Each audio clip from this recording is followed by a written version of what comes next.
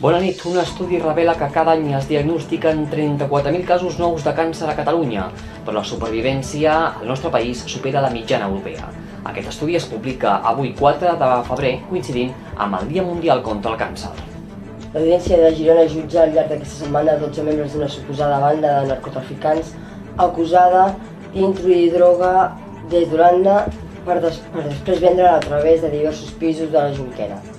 La fiscal demana per als acusats penes entre 10 i 15 anys de presó per delictes d'organització criminal, tràfic de drogues i tinença il·lícita d'armes.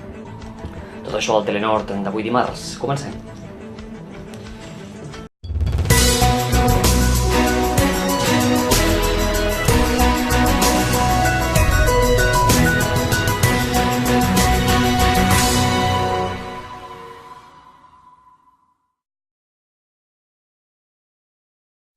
Comencem. Setmana crucial a l'Audiència de Girona, on es jutja 12 membres d'una suposada banda de narcotraficants acusada d'introduir droga des d'Holanda per després vendre-la a través de diversos pisos a la Jonquera. La fiscal demana per als acusats penes d'entre 10 i 15 anys de presó per delictes d'organització criminal, tràfic de drogues i tinença il·lícita d'armes. Aquesta setmana, 12 membres d'una suposada banda de narcotraficants acusada d'introduir droga des d'Holanda per després vendre-la a través de diversos pisos a la Jonquera. El fiscal demana per als acusats penes d'entre 10 i 15 anys de presó per delictes d'organització criminal, tràfic de drogues i tinença il·lícita d'armes. La desarticulació de la suposada organització criminal es remunta a l'octubre del 2011, quan la Guàrdia Civil va fer entrades i registres a 5 pisos, on van trobar heroïna, cocaïna i haixix. La meitat dels acusats han declarat aquest dilluns i han negat tenir res a veure amb cap xarxa de narcotraficants.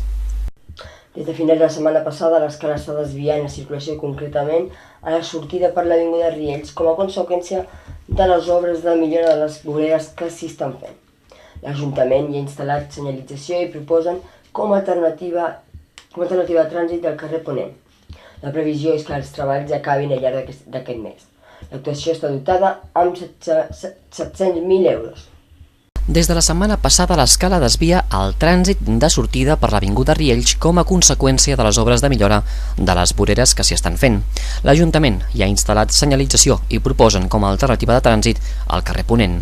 La previsió és que els treballs acabin al llarg d'aquest mes de febrer. D'aquesta manera, els conductors que volen anar des de la zona de Riells cap a la sortida de l'escala s'han de desviar per aquest carrer, que és paral·lel a l'avinguda, un dels principals accessos al municipi. L'actuació a la zona és una de les que formen part de la partida de millores viàries al municipi, dotada amb prop de 700.000 euros. L'Ajuntament de Figueres vol crear més zones de pàrquing de pagament a les zones del sector Eixample Migdia. Així es recull en el primer tràmit que ha passat avui l'Ajuntament en el ple d'avui dimarts, on s'havia de votar la proposta feta per Fisersa, que és l'empresa que explotarà el servei. Una de les propostes que l'Ajuntament de Figueres havia de presentar avui sobre l'empresa municipal Fisersa era per la implantació de les noves zones d'aparcament en superfície. A la pràctica es tracta del primer tràmit per tirar endavant el projecte i així poder fer l'adquisició dels elements per l'explotació de servei que impliquen, entre altres, els parquímetres. La previsió municipal passa perquè al mes de març s'implanti la maquinària que, entre els mesos d'abril i maig, es faci la primera prova en què es posaran avisos i no multes per tal que els veïns s'hi vagin adaptant. La intenció és que el sistema, que comptarà amb 177 places per als residents, funcioni a ple rendiment a partir del mes de juny. L'equip de govern ha abordat avui el primer pas per fer possible la implantació de les noves places d'aparcament de pagament a la zona de l'Eixample a migdia.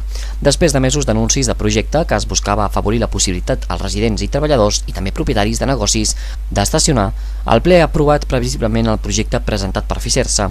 Un cop fet aquest tràmit, l'empresa seguirà la resta de passos per tal de fer, entre altres coses, l'adquisició del material necessari per l'explotació d'aquest servei.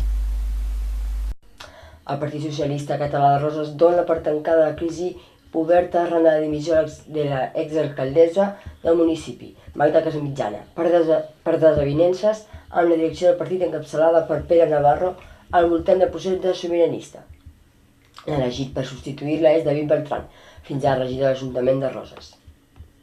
El Partit dels Socialistes de Roses ha donat per tancada la crisi oberta arran de la dimissió de l'exalcaldessa del municipi, Magda Casamitjana, per desavinences amb la direcció del partit encapçalada per Pere Navarro al voltant del procés sobiranista.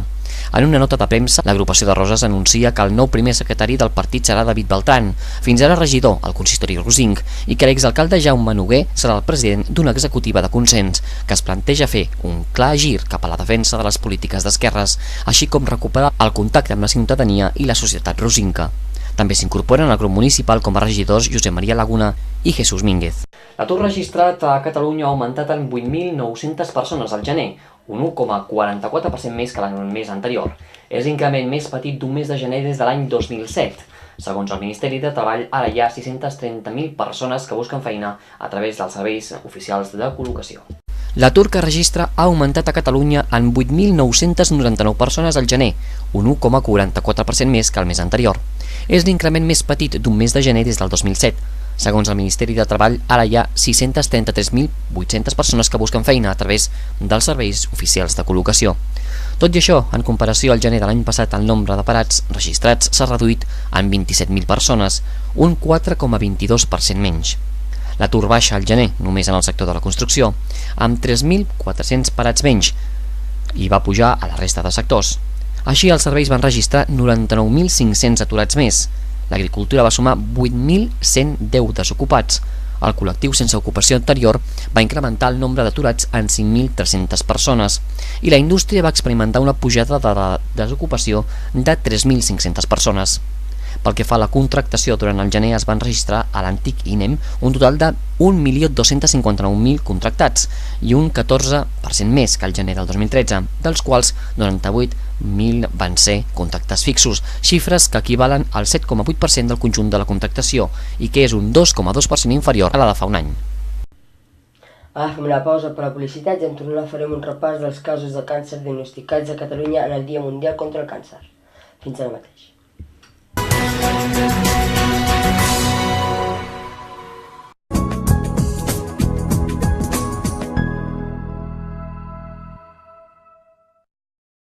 ¿Trobes a falta res? Crea bien. Toldos Mallol, Girona.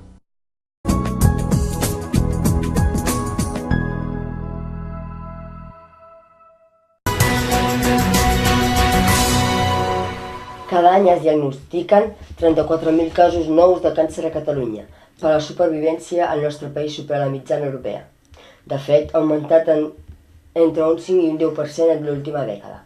Aquest missatge d'esperança és el que les entitats contra el càncer volen difondre aquest dimarts 4 de febrer, que es commemora el Dia del Mundial.